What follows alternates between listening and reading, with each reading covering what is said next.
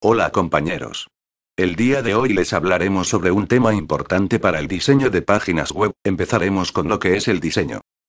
¿Qué es el diseño?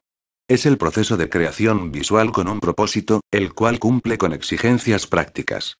Un buen diseño es la mejor expresión visual de la esencia de algo cuya creación no debe ser solo estética sino también funcional. El diseño tiene varios elementos como lo son la línea, la forma, el tamaño, el espacio, el color y los valores que es que tan oscuro o claro se ve algo.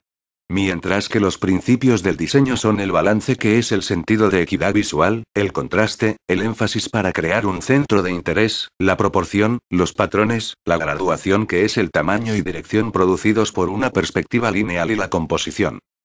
Ahora hablaremos sobre el minimalismo. Conozcamos su significado. El minimalismo es una corriente estética derivada de la reacción al pop art.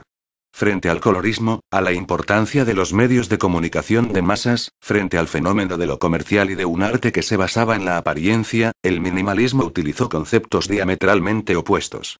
El sentido de la individualidad de la obra de arte, la privacidad, una conversación conceptual entre el artista, el espacio circundante y el espectador. Así como la importancia del entorno como algo esencial para la comprensión y la vida de la obra. El minimalismo tiene varios preceptos básicos, los cuales son: A. Utilizar colores puros, B. Asignarle importancia al todo sobre las partes, C. Utilizar formas simples y geométricas realizadas con precisión mecánica, D. Trabajar con materiales industriales de la manera más neutral posible y diseñar sobre superficies inmaculadas. E. Da gran importancia al espacio y a los materiales ecológicos. F. El resultado que define este estilo en un concepto es la palabra limpieza. Otro estilo y concepto esencial para el desarrollo y edición de páginas web es el conceptualismo. El movimiento artístico surgido a finales de los años 60, cuyos exponentes rechazan el arte como artículo de lujo, permanente, portátil y vendible, proponiendo un tipo de arte en el que cuenta primordialmente la idea o el concepto que respalda sus realizaciones.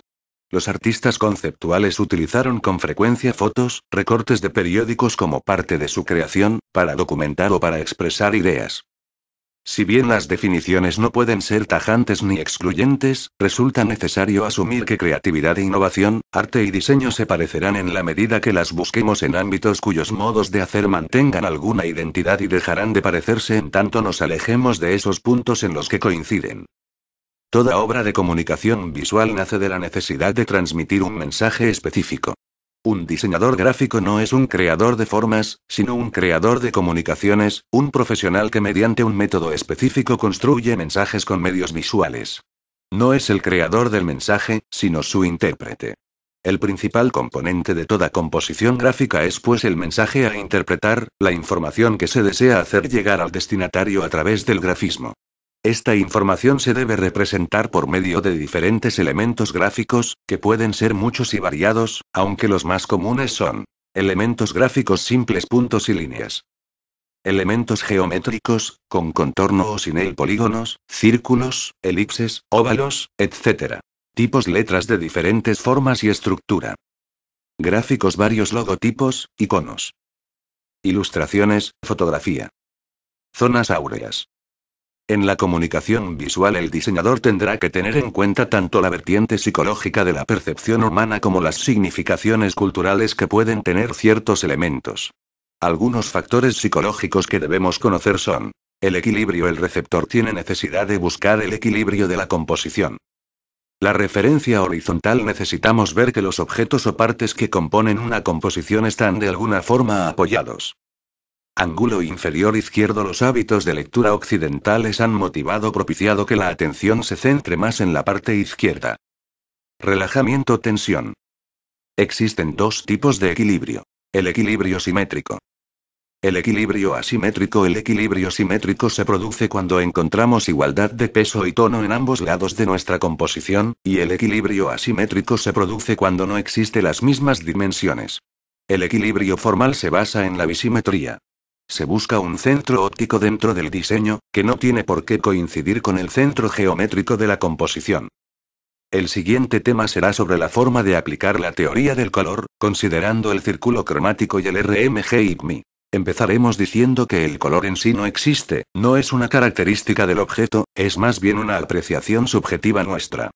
Por tanto, podemos definirlo como una sensación que se produce en respuesta a la estimulación del ojo. El color es pues un hecho de la visión que resulta de las diferencias de percepciones del ojo a distintas longitudes de onda que componen lo que se denomina el espectro de luz blanca reflejada en una hoja de papel. El color está presente en todos los aspectos de la identidad empresarial y de marca. En la identidad, las empresas pueden hacer que el color sea el principal elemento de su identidad utilizando un único color o una paleta de colores como parte de su identidad visual. El círculo cromático nos sirve para observar la organización básica y la interrelación de los colores. También lo podemos emplear como forma para hacer la selección de color que nos parezca adecuada a nuestro diseño.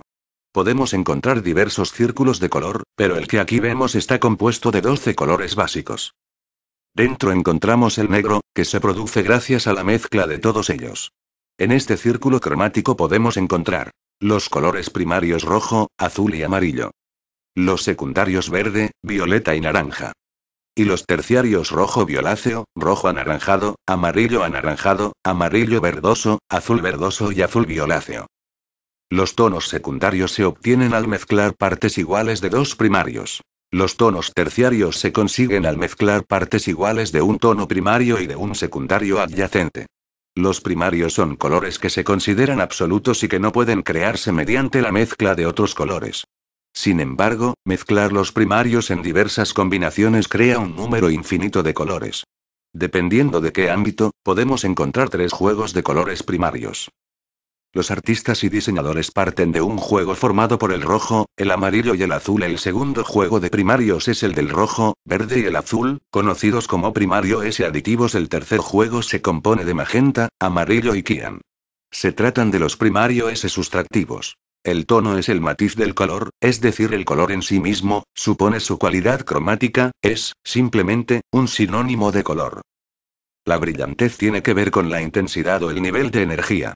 Es la luminosidad de un color la capacidad de reflejar el blanco, es decir, el brillo. La saturación está relacionada con la pureza cromática o falta de dilución con el blanco. Bueno. Con esto damos fin a este tema, espero les haya sido de ayuda. Gracias por su atención.